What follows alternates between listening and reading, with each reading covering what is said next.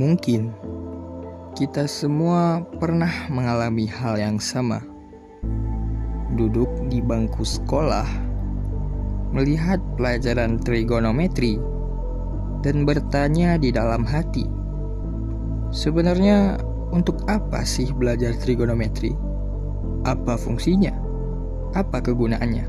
Sehingga harus mempelajari suatu pelajaran yang sangat sulit seperti trigonometri ini. Sinus, kosinus, tangen terdengar seperti istilah yang jauh dari kehidupan sehari-hari. Dan jujur saja, banyak dari kita yang hanya menghafalnya lalu melupakannya begitu saja. Tapi, kalau kita mundur sedikit dan melihatnya dari sudut pandang yang berbeda, trigonometri sebenarnya bukan sekedar pelajaran sekolah. Ia adalah cara manusia memahami dunia. Jauh sebelum ada kalkulator, sebelum ada aplikasi, bahkan sebelum ada teknologi modern, manusia sudah dihadapkan pada satu masalah sederhana. Bagaimana cara mengukur sesuatu yang tidak bisa dijangkau?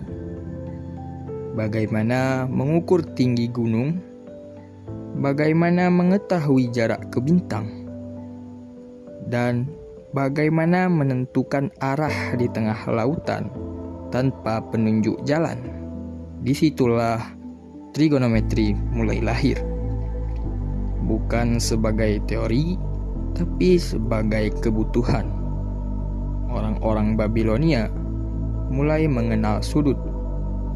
Dan kemudian ilmuwan Yunani mulai mempelajari hubungan bentuk.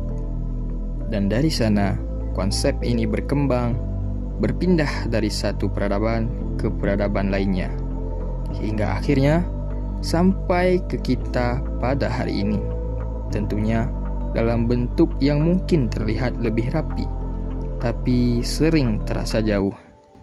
Kalau dipikir-pikir, semua ini sebenarnya berawal dari satu bentuk sederhana, yaitu segitiga.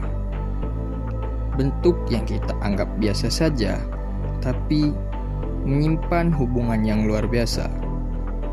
Bayangkan, sebuah segitiga siku-siku. Ada satu sudut yang tegak lurus, ada satu sisi yang miring, dan dua sisi lainnya yang saling melengkapi. Disinilah trigonometri bekerja. Bukan dengan angka yang rumit, tapi dengan sebuah hubungan. Hubungan antara panjang dan sudut, hubungan antara apa yang kita lihat dan apa yang ingin kita ketahui. Dan dari hubungan sederhana itu, muncullah konsep yang kita kenal sebagai sinus, kosinus, dan tangen.